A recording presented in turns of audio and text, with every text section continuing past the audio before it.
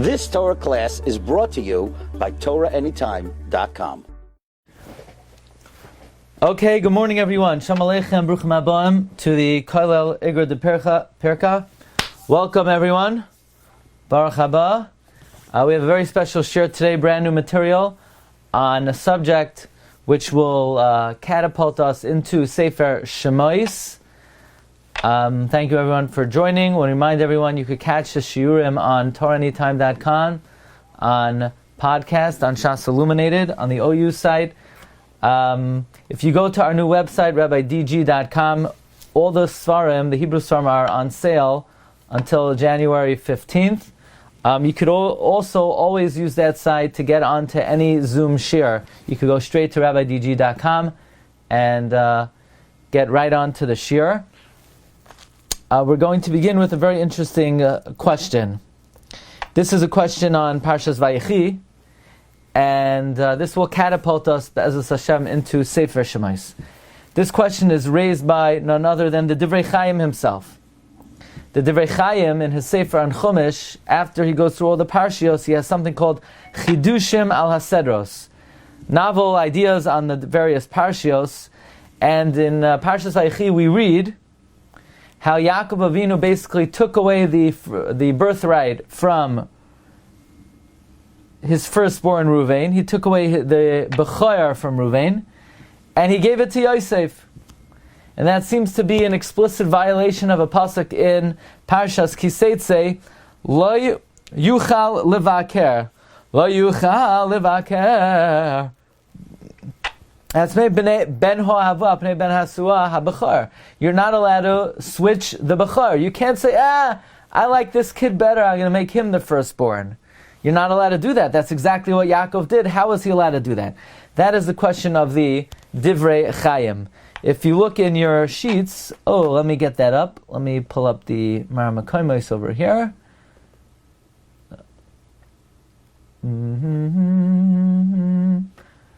Pull up the Maramakoimos. They came out very good today. B'siyata d'shmaya. Here we have. Okay, where the Divrei Chaim says, Rabim Hikshu. Many ask, Hey Chayu Rasha Yaakov Vino V'Shem Likach HaBachar Ruvain Haksiv Lo Yuchal Lavaker. Now, V'hinei B'Pnei Yehoshua Zal Tiretz Tahoya Derech Matana. He gave it as a gift. He didn't make someone else the Bachar, but instead he gave it as a present. Says the Divrei Chaim Dvarav Temuim. These comments are a wonder. Dimkein hoyu hashnei chalakim shel Yosef b'taras matana. Then it comes out that Yosef's two portions in Eretz Yisrael were a gift. V'shara Eretz Yisrael nishar l'shar Yorshei Yaakov, and the rest of Israel. In other words, a father cannot make a different child the bechar, but if he wants, he could give a nice big gift before he dies, so that the Yerusha will then be from whatever remains after the gift. Well, says the Divrei Chaim, in that case, Yosef got his portion, and then the rest of the Shvatim should then inherit the rest of Eretz Yisrael. So then, Ruvain should still get two portions, and whatever remains, like a Bechar, because Yaakov cannot remove Ruvain from his Bechara, and that is not true. Ruvain only got one portion in Eretz Yisrael. So, says the Divrei Chaim, the answer of the Pnei Yeshua is not sufficient. It is not sufficient to say that Yosef got his portion as a matana, because Ruvain should then still get two shares in Eretz Yisrael. So the beginning of Parshas Vayechi begins with a very unique expression, Vayikrevu Yemei Yisrael Lamos. And the days of Israel approached to die. It doesn't say Yisrael died, they came close to dying. And Rashi points out that there is another instance where this expression appears, and that is by David HaMelech. Kol mi shenemar by kreva lamos. If I could ask Rav Pinchas, just with that, thank you. Vayikavu yimei Yisrael lamas. Kol mi shenemar by kreva lamos. Whenever it says approaching for death, lo higia limei avosav. He has not reached the days of his forefathers.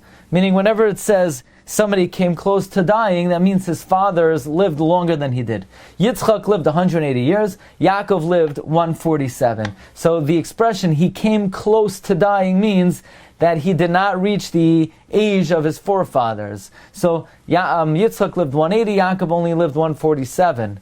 David, it says, he approached dying. His father lived 400 years and he only lived 70. So we see off the bat that there is a comparison between Yaakov Avinu and David. Neither of them quite made it to the lifetime of their fathers. However, the Baal HaTurim points out that only twice in the Messiah do we have the expression Vayikravhu Yimei. One here and the other one by David. Vayikravhu Yimei David Lamas.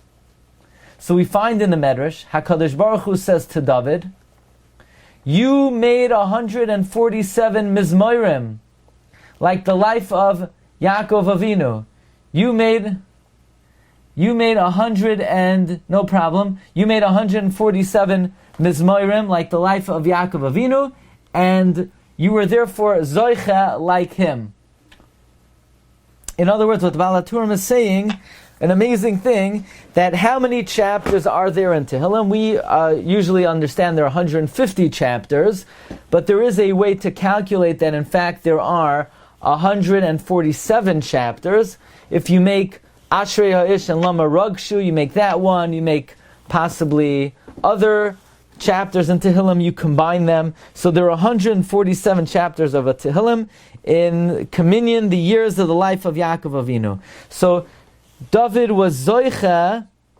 Hashem says to David, you made 147 like the life of David, of Yaakov, you will be Zoicha to Vayikruvu, you may David Lamas. That what? What was David Zoicha to that Yaakov had? Mahu ubenoi malchu biyachad, af ato yimlech shloimoi banecha bechayecha. Just like you and your son ruled together, just like Yaakov and Yosef, they were both rulers together, they both reigned together. So to you, David, Shlomo will become king in your lifetime. Now this is a very interesting teaching. Just like Yaakov and Yosef both were Melachim together, so too David and Shlomo were both kings together. Now Yosef, we know, was a king. But was Yaakov a king?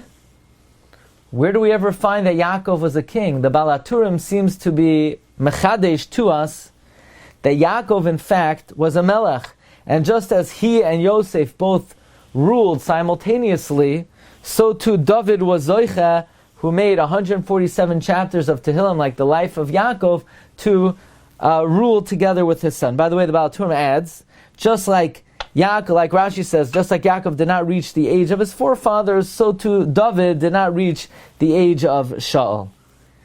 By the way, this idea that David HaMelech said the number of Tehillim of the years of Yaakov Avinu, we find in the writings of Moshe of Pshvarsk.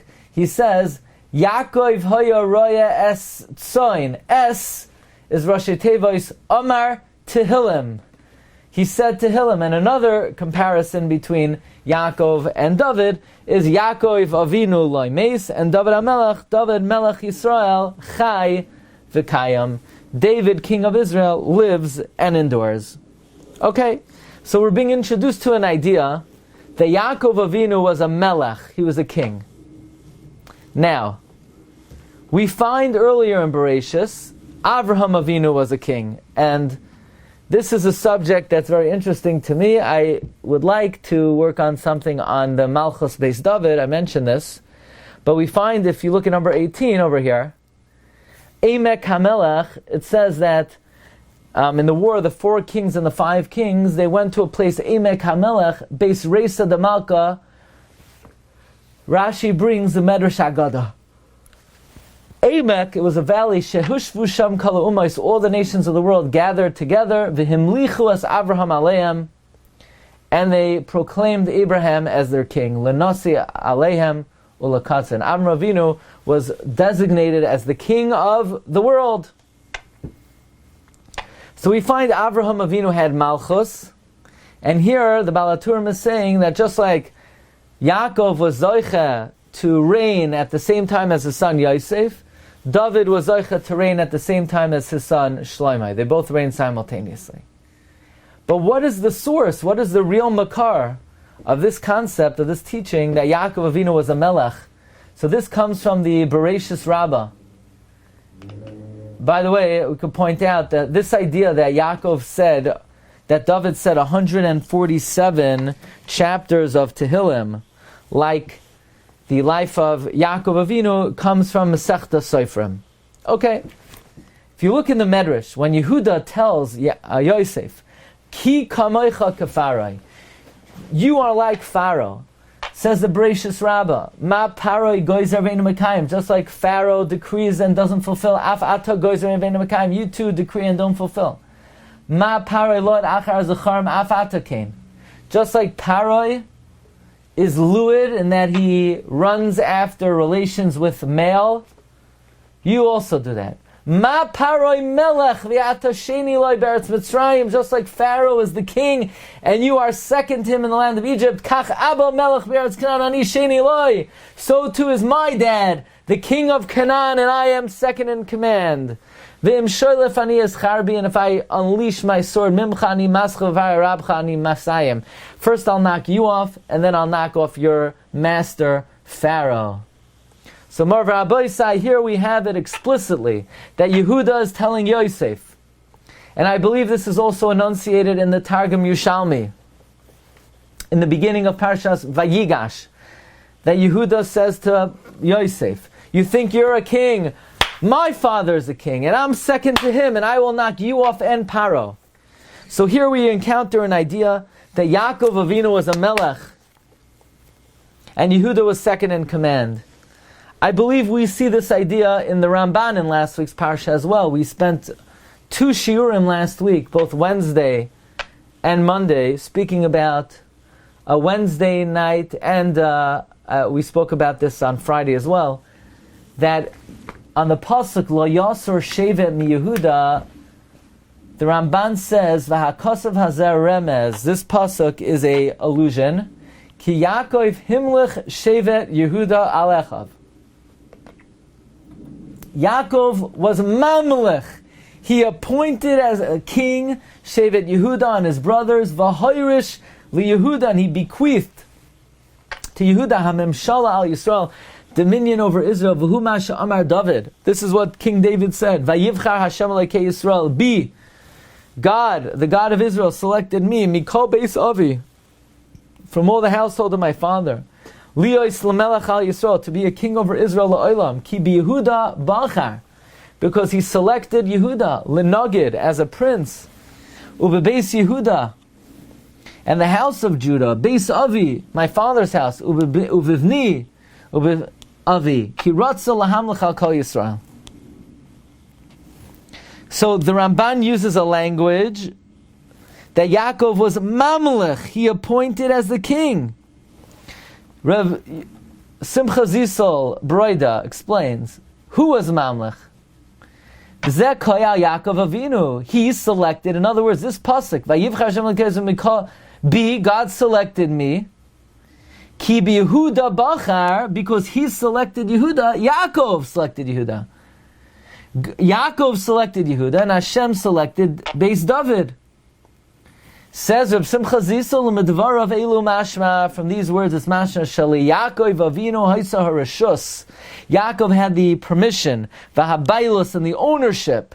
He owned Malchus, to be Mamlech and to be Moirish, dominion and Malchus to whoever he wanted. Meaning if Yaakov was Mamlech Yehuda, that means Yaakov owned Malchus. Uviyoser Mashma, this is even more Mashma. Mimasha Kosav Ki Yaakov Himlich Shevet Yehuda, Yaakov Avinu Mina B'Poilas. You don't know. Yaakov actively appointed Yehuda as a king. The Shevet Yehuda Malchus Umemshala. And God selected David. Yaakov selected Yehuda, and God selected David. Now I want to elaborate on a point that we mentioned. Parshas Vayigash, we discussed the sort of the battle of the monarchs of Yehuda, who the Medrash says was the second in command to, Yehuda was second in command to Yaakov, and Yosef was second in command to Parai.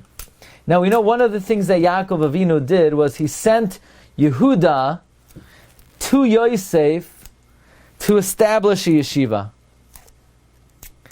And Reb Leib Bakst asks, why would he send Yehuda? This is quoted in the Sefer Chavatzel's HaSharon. L'chayra, the Gemara tells us in Yuma that the poskim of Klal Yisrael were from Yisachar or Levi. So Yaakov should have sent Yisachar or Levi. And the Chavatzel's HaSharon quotes Reb Leib Bakst.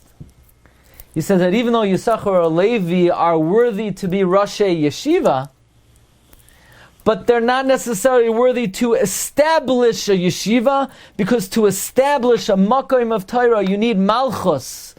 To establish a strength and the eminence and the power of a yeshiva that should be able to stand up to the winds of the times and the tides of the times, you need the koyach of a melech.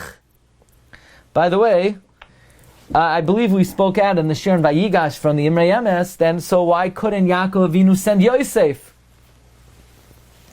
So the Imrei Emes says, well, because Yosef did not have full Malchus. He was second in command to Parai, as opposed to Yehuda. Perhaps at this point in time, Yaakov appointed Yehuda as the Melech. But I would add, the reason why Yaakov Avinu didn't send Yosef is because Yosef was not a real Melech. Yosef is the Midah of Yesod. He just consolidates the people and unifies the people, but Yehuda is the real Melech. But in any event, the Chavatzel's HaSharon says that this would explain an interesting tradition that we have. That when Reb Chaim Volozhiner opened up the yeshiva in Volozhin, the Gra benched him that he should be Zoicha to continue the chain of Torah in his children and his grandchildren until the coming of Mashiach. Why exactly did the Gra give this bracha specifically at the installation, inauguration of the yeshiva? So the Chavatzel's HaSharon points out something very interesting. Historically, there have been many great Rosh Yeshivas in our history. From the times of the Rishonim, and then continuing into the times of the Achronim, two of the greatest all-time Rosh Yeshiva were Rabbi Yonasan Eibeshitz, who even by the account of his detractors taught more than 20,000 students in his lifetime, and the Chassam Sofer. But there is a very big difference between the yeshivas of before Reb Chaim Volozhiner and after Reb Chaim Volozhiner. You see, before Reb Chaim Volozhiner, people learned from a Rebbe. The Rebbe happened to be in a yeshiva. When the Rebbe was nifter, the Beis Medrash was batal, and they went to learn elsewhere. Or if the Rebbe went elsewhere, they followed the Rebbe. The yeshiva was not the makam kavua, they learned from a Rav. Reb Chaim Volozhiner was mechadesh something new. He was mechadesh, there's something called a makom Torah, that makom never ceases. And if the Rav dies, someone else stays in that makom. So the place is not created because the students learn from a specific Rebbe. There is an inherent distinction in the place, in the makom. And to establish a makom, you need the koach of Malchus, and that is why Reb Chaim Volozhiner was given the bracha that he should be able to continue this dynasty, this royal dynasty, for many generations. That's why the Gra said that you should be zoicha to many generations of Torah, because in general, Torah is not a Yerusha. Torah does not get passed down from one generation to the next. A father could be a Talmid Chacham, the child may not be a Talmid Chacham. The Gemara says that often the children of Talmid Chacham are not Talmid Chachamim. To teach Torah is not a Yerusha. However, Malchus is something that gets passed down from generation to generation. The bracha of the Gra to Reb Chaim Volozhiner was he should be zoiche, that the doiros should continue in Torah, not the inherent Torah in it of itself, but the Malchus of Torah, of establishing a Makom Torah, which requires the Maila of Malchus. That is the bracha that the Vilna Gaon gave over to Reb Chaim Elazar. Now, the Chabatzos Tasharon points out from the Gemara in Harias, Daf Yud Daled, that a Rosh Hashiva has two components to it. There's a component of Torah, and there's a component of Malchus. For example, the Gemara in the end of Harias says, Malach Rabba Esrim B'Tarti Shnin. Rabba ruled as Rosh Hashiva 22 years, and then Malach Rabbi Yosef. Rav Shri Gaon in his letter, that he says Rosh Yeshiva is a lashon of Malchus. Even in times of the Amoram, there was such a concept, Surah, Neharda. But in the times of the Rishonim, the concept of Yeshiva was batal. They learned from a Rebbe, and that is what the Gra benched Reb Chaim Volozhiner, that he should be zoichet to the Malchus of Torah. But what we're learning is Yaakov Avinu had a din of a melech. He had the status of a melech. Yehuda was, so to speak, second in command. Let's take a look at a very interesting question of the Taz. In Parshas Vayigash, and this shiur is sort of, in a way, dealing with a number of issues at the end of Sefer Bereshis, and Be'ezus Hashem will segue us into Sefer Shemos. The Taz has the following question. Can I ask a question? Sure. You mentioned that Yehuda was second in command. So Yosef also second in command. Right. So when Yehuda was talking to Yosef in the conversation beginning of Vayigash, so Yehuda tells Yosef, "Who do you think you are? You're a second in command. You're a king. My father's also a king. You're second in command. I'm also second in command." But possibly, when Yaakov sends Yehuda to establish the yeshiva, maybe, as Ramban said in Vayechi, Yaakov was Mamlech Yehuda. So we usually understand that means he was Mamlechim in Vayechi, possibly in the establishment of the yeshiva, maybe he gave it over to him completely. But look now in the Taz, in Archaim Siman Samach Vav, he says, the Rosh says, when Yaakov, we know that when Yaakov Avinu encounters Yosef for the first time, what was Yaakov Avinu doing?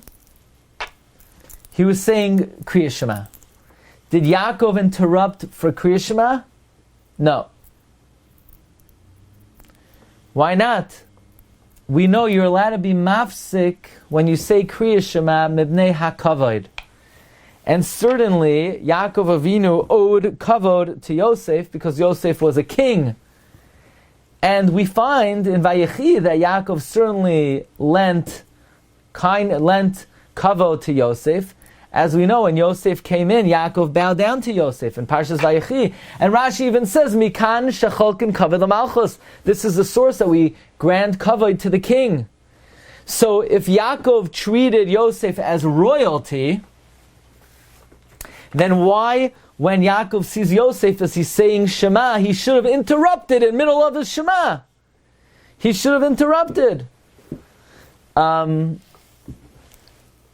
Why didn't Yaakov interrupt to give his son kavod, like Rashi says in Chumash, Matzinu makam acher shecholek b'shvil hamalchus, k'dichsid vayischazek Yisrael, Pirush Rashi, mikan shecholkin kavod hamalchus, v'imkein lama lo yifsik b'shma b'shvilai. So the Taz says, well, maybe he was in the middle of the first pasuk, and in the first pasuk, you cannot be mafsik even mipnei hakavod. So I'm not sure how satisfying that is, because so let Yaakov interrupt after the first pasuk. But that's the answer of the Taz.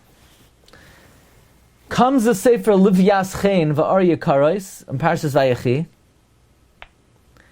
and he quotes the question of the Taz. And he says, the Taz asks, that we know be'emtza haparek, you're allowed to ask b'shalom, someone who you're afraid of, like a king. Why didn't Yaakov interrupt him? They coven Malchus. We know that Yaakov gave Yosef honor. So says the Levi Yaschen, I'll tell you why. Because we say in Shulchan Aruch, it's in Reish Mem Daled, in Kibud Zakeh v'Talmid Chacham, that what if both people are Zakenim or Talmidei Chachamim, then one does not have to honor the other. So even though Yaakov owed Yosef kavod because Yosef was a king, but Yosef owed Yaakov honor because Yaakov was a king. They were both kings. So this end, the Taz's kasha was, why didn't Yaakov interrupt Shema to honor Yosef? Yosef's a melech. Says the Levi Yaschin, don't you know the Medrash? Yaakov's also a melech.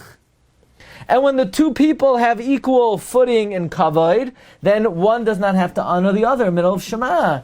Shneim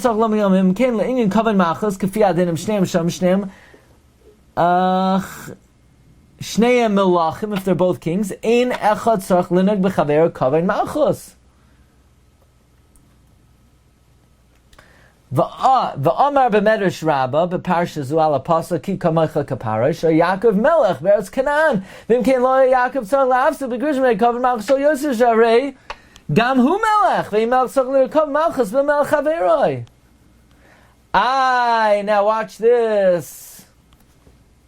Then why did Yaakov honor Yosef by bowing down on the bed to Yosef? Because Yosef was a king, but Yaakov's also a king. This is not a good answer. If you look in Parshas Vayechi, Yaakov bows down to Yosef because Yosef's a king. That means Yaakov wasn't a king. So if Yaakov wasn't a king, he should have stopped in the middle of Kriya Shema. And the answer is, V'hadechalak Yaakov kavod Malchus lo be'izchoyoi.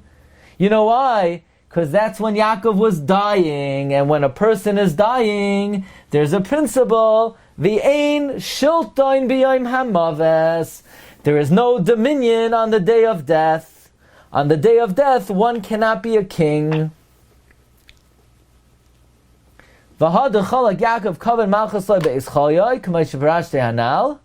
Yeshon lefisha b'shas moisoi, yashiv lo haya Yaakov nichtar b'chavod Malchus. Because this was at the time of Yaakov's Petira, so at that time Yaakov Avinu was not crowned with the kavod Malchus. K'masher kasav b'medrash Rabba vayechi ala pasuk vayikruvu yimei David lamos. The Medrash Rabbi says in Vayechi, and the days of David were approaching to dying. HaMelech David lo yinamer. You know, it always says Melech David, David HaMelech, Melech David, David HaMelech. All of a sudden, Vayikruvu Yimei David. It's the first time it just says David without Melech. Why Vayikruvu Yimei David? Because She'ein Shilton B'yom HaMaves. There's no power, dominion, royalty on the day of death. Therefore, Yaakov on the day of death wasn't a king, Yosef was a king, so Yaakov had to accord honor to Yosef. So, but the question is, Rabbi Isai, if now when Yaakov is meeting Yosef, Yaakov is a king, so he doesn't have to honor Yosef, then why does Yosef have to honor Yaakov if they're both a king? So in the footnotes on the Sefer Minchas Chaim, he says, you know why Yosef interrupted? Even though he's also a king, because Yosef's a king, but Yaakov's his father. So they're not equal. They're both kings. Yaakov's his father. So Yaakov doesn't have to show honor to Yosef. Yosef has to show honor to his father. So this is a very beautiful answer to the Taz's kasha. The Taz wanted to know, why didn't Yaakov interrupt the middle of Shema? You're allowed to interrupt Mimnei HaKavod, Mimnei HaYira. The answer is Yaakov's also a king. By the way, in the Sefer Samach Libi of Reb Shimon Chirai, in the section called, in the Sefer Shalmei Simcha Samach Libi, he says maybe that is why Yaakov was afraid to come down to Canaan. Why? Because we know, Ein Malchus Noigas B'chaverta Afilu Kimloi Nima, that one royalty cannot infringe on the other, even a hair's breadth. We know that two kings cannot rule simultaneously. Ein shnei malachim mishtamshim b'keser echad. And Yaakov was afraid that if he would go down to Mitzrayim and Yosef's royalty would be recognized and realized, then his would be unrealized and he would die. Or Yosef would die. And therefore Yosef says, Rida Elai, that come down to me, that I will go down in my madrega because I'm only second in command and you will be the king.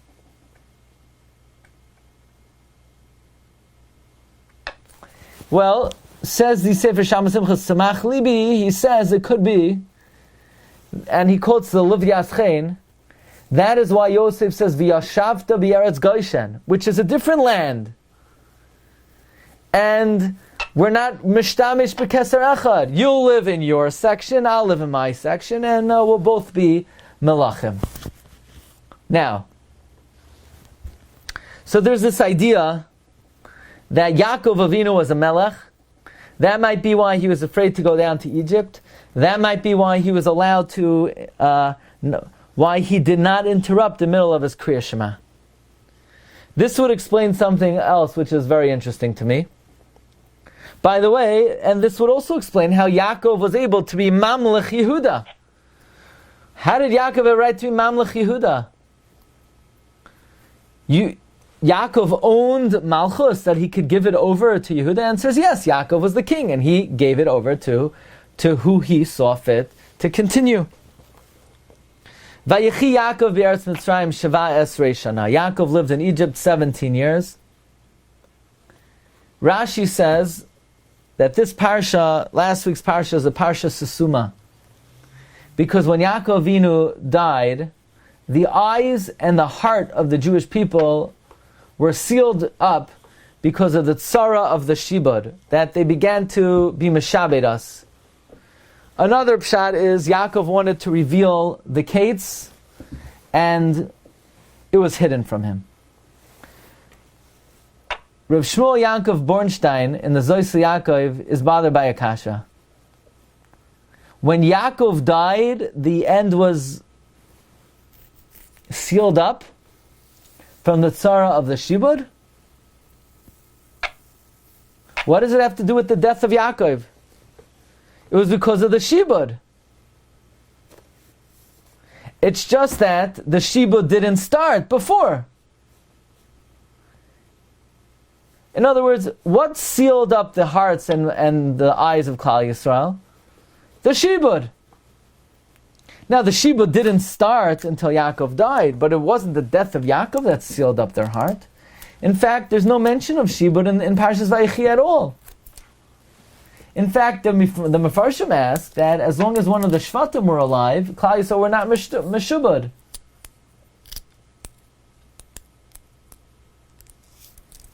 Well, the Shmuel Yaakov Bornstein says, there are two institutions in Klal Yisrael of leadership.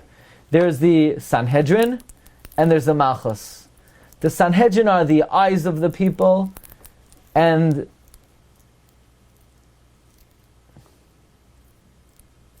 the Melech is the heart of the people. Lo yasur sheveh mi Yehuda u'mechoykek mi bein raglav. Sanhedrin are called the eyes, the Einei Ha'eda, Einei Hakal. The Chachmei Yisrael are the Einei Klal Yisrael. We know in Bava Basra, when Bava ben Buta, when Hurdis killed all the Chachamim, so he was advised, you extinguished the eyes of the world.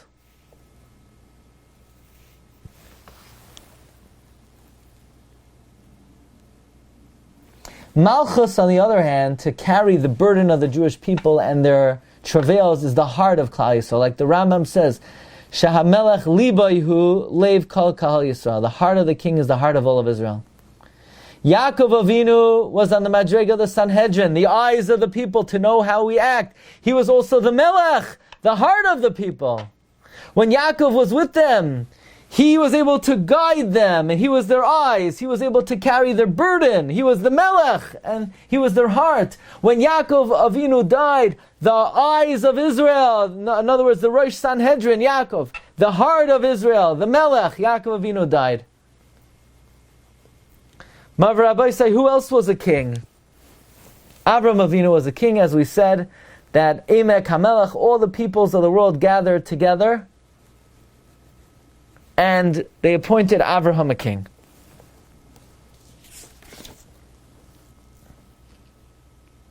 I want to offer an interesting chidush. I want to point out something. I don't think we find anywhere that Yitzchak was a king.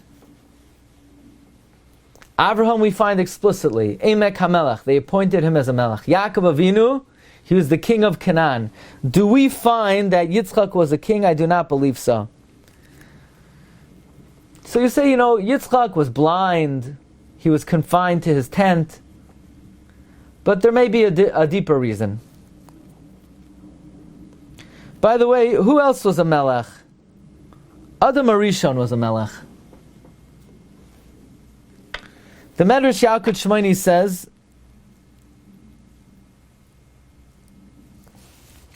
that God passed to Adam Arishon all the generations, and Adam saw a man by the name of David, whose life was established for 3 hours.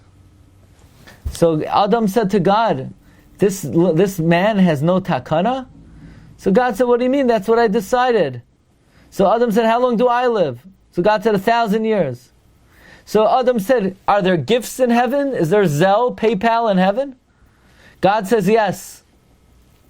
Adam says, 70 years of my life, I want to give to this person. Adam brought a star, and he wrote a star matana, and God, Matatron, and Adam Arishon signed on it. Amar Adam Ribbono Shalom, Yaf Yais Zu Malchus Uzmirois Halalu Nesunus Lebematana Ayin Shana. I'm giving David Malchus, and I'm giving David Zmirais. The Magen Avram points out in his commentary to the Medrash that that's why only David was authorized to sing Shiur to Hashem. So to me it's very interesting that it was not sufficient for Adam to give 70 years to David. He had to give him Malchus, because if David was a melech, he had to get it from somewhere. He got it from Adam Arishon. Now, the Zohar in Parshas Vayishlach has a completely different account of where David got his 70 years from.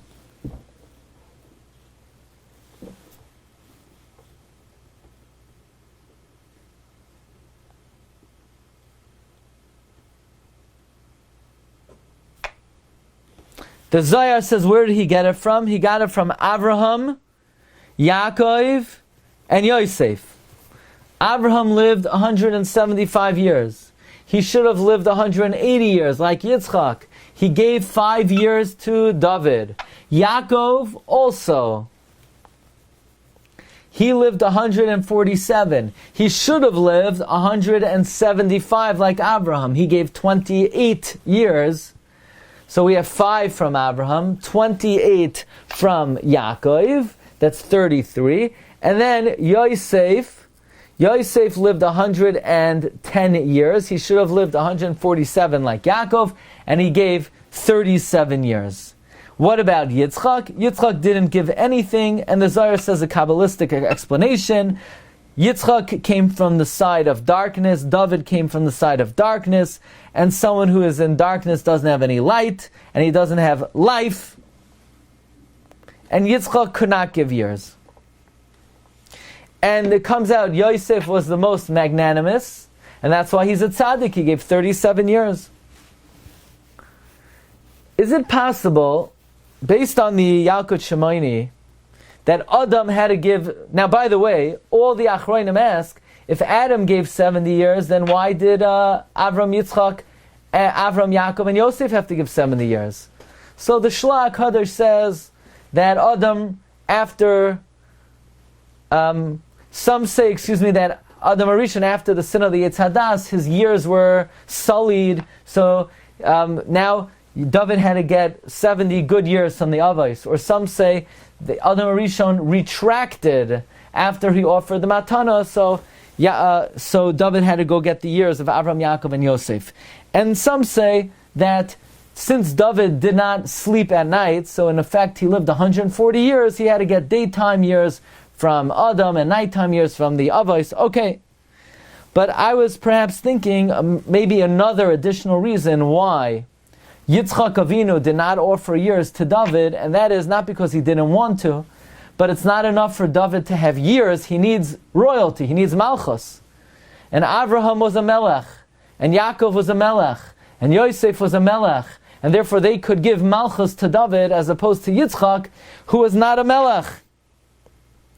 And let's try to offer an explanation why in fact Yitzchak was not a melech. And this I think could be found in the Zohar on Parshas Noach that we spoke out in our Shiur on Parshas Chayei Sarah. And that is, we find Noach 2 times. Every tzaddik has 2 ruchin, one for this world and one for the next world.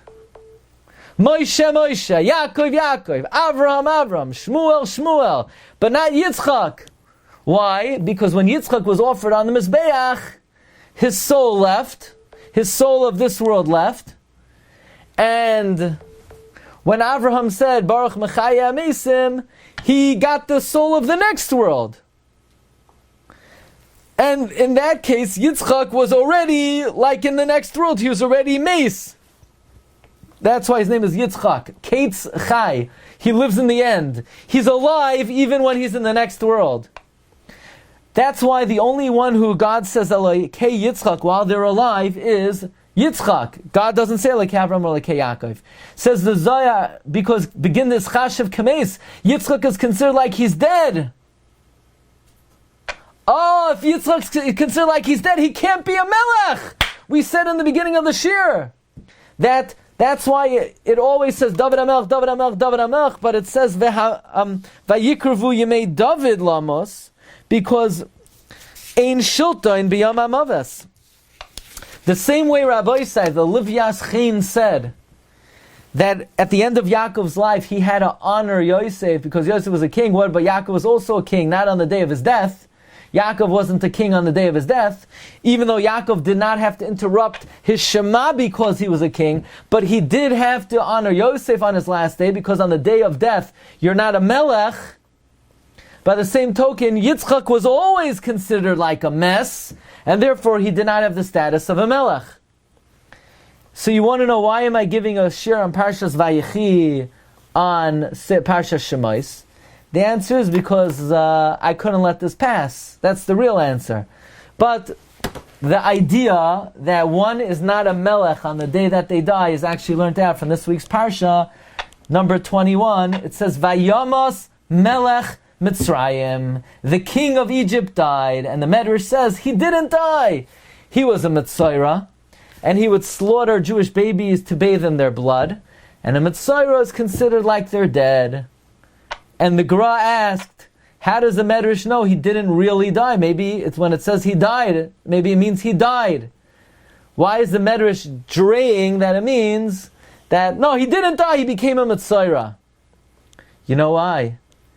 Because it says Melech Mitzrayim, king of Egypt. And the Medrash Kohela says, close to 52 times it says Melech David, David HaMelech. But when David was about to die, it says, Vayikrevu Yemei David Lamos. Why does it say the days of David were approaching to die? What do you mean the days of David? Just say Melech David. No, Ein Shilton B'Yom HaMaves. When somebody is close to dying, they're not a melech. There's no Malchus on the day of death. And in this pasuk it says, Vayamos Melech Mitzrayim. The king of Egypt died.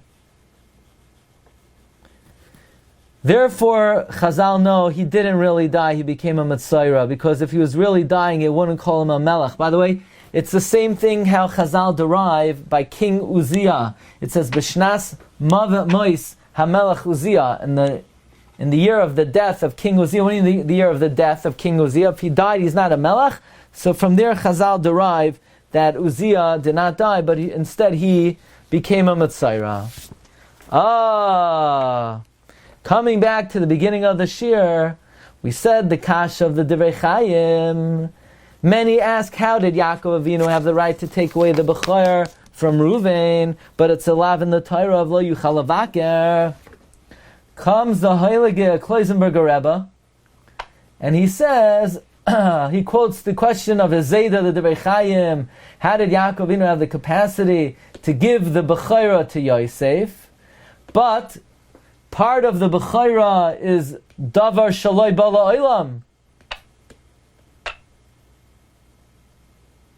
So actually that's not his kasha. His kasha is, you can't take away the Bechira, it's a lav in the Torah.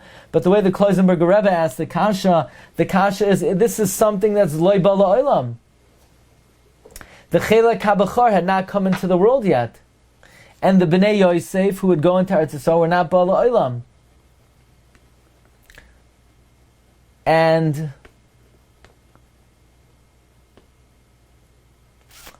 the Kloisenberger Rebbe says, Lule, if not for the holy words of Maizeda, I would have answered as follows.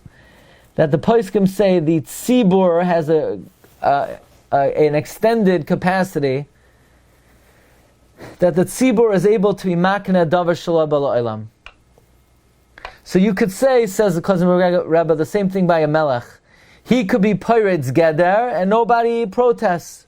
He has a din of a tzibur, and his matana is a matana even b'davar shalom bala olam. And he says Yaakov Avinu was a melech, like the Medrash says Yehuda said to Yosef, my father is king in Canaan, and your master is king. So therefore, since Yaakov Avinu had the status of a melech, he had extra legal powers. He was able to supersede the law and be makna even davar shaloi bala olam. The way we have the Divrei Chaim's kashas, how is he allowed to be maver b'chayra? Maybe this would also be an answer. In other words, when it comes to monetary law, the king could be pirates geder ve'ein moichin biyadai.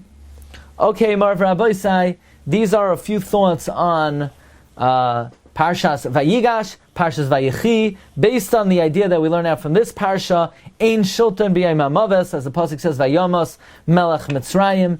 And Bezos Hashem, on Wednesday, we're going to investigate the idea that Moshe Rabbeinu was a Melech.